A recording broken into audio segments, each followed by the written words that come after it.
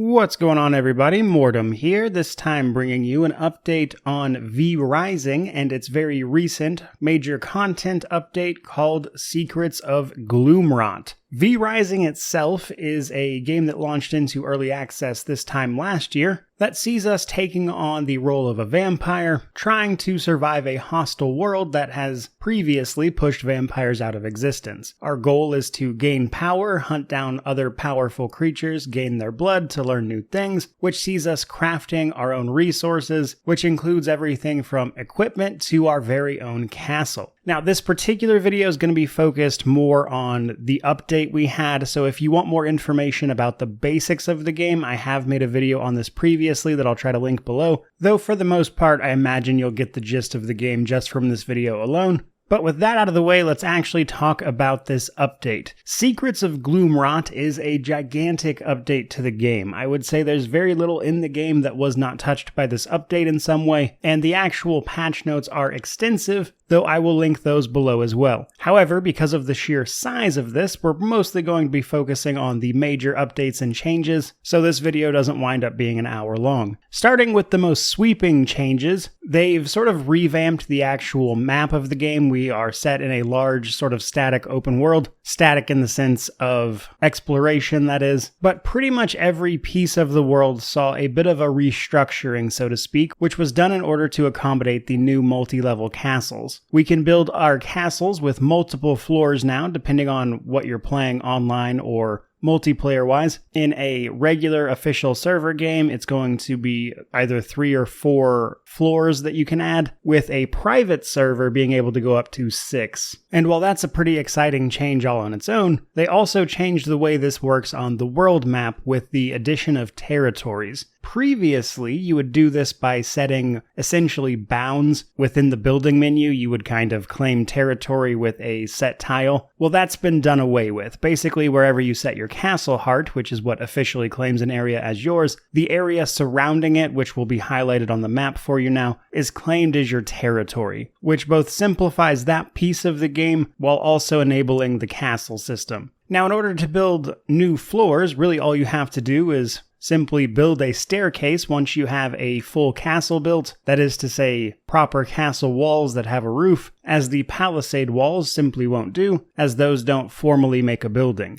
So this makes making the extra levels pretty straightforward. You simply have to build a staircase, at which point you can start laying down floor tiles on the second level or whatever level you happen to be on, which will allow you to build farther. And while that's certainly the biggest part of this, that's kind of really only the tip of the iceberg in terms of the castle building. They've also changed the UI for the build menu, which you might have noticed. Some objects can now be customized in terms of colors like torches and carpets. They've also sort of increased modularity here, where some items can be built on top of each other to make something unique, which is the case for things like planters or trellises. And then they've added all sorts of items, which necessitates the addition of various new crafting stations. But even beyond just those things, they also added a few new functions to the castle menu as well, allowing you to just abandon it outright, which will essentially just take ownership away from you. Or you can choose Expose Castle, which will allow another player to come claim it if you'd like to simply transfer it to a friend or something like that. So needless to say, expansive changes there. Now, all of those changes simultaneously affect the player versus player side of things, which is only going to come up for some people, of course, but as this is a game that has a pretty decent emphasis on the multiplayer aspect of things, all of these changes were tweaked to work with PvP as well, with many of the changes being centered around how the new floors affect PvP. For instance, if you're trying to take someone's castle, you only need to find the castle heart on the bottom floor, but also changing various abilities to essentially not conflict with the new added dimensions, because the new dimensions saw reworks to game systems such as the line of sight and enemy pathfinding being adjusted from a 2D system to a 3D system, to allow them to traverse castle floors, that kind of thing. And that is in addition to some other simple changes to PvP as well, which is more balance related. Now, the other big portion of the update is the new zone, Gloomrot, which is a sort of in-game area. Based on the equipment you have, you are assigned a sort of gear level, and the new area, Gloomrot, which is divided into two sections, south and north, are, as it stands, very late game content, kind of the current end of progression. This new zone, of course, comes with all sorts of new locations, new enemies, with much of it being very poisoned and mutated in appearance, with a lot of it having a sort of mad scientist meets plague doctor vibe.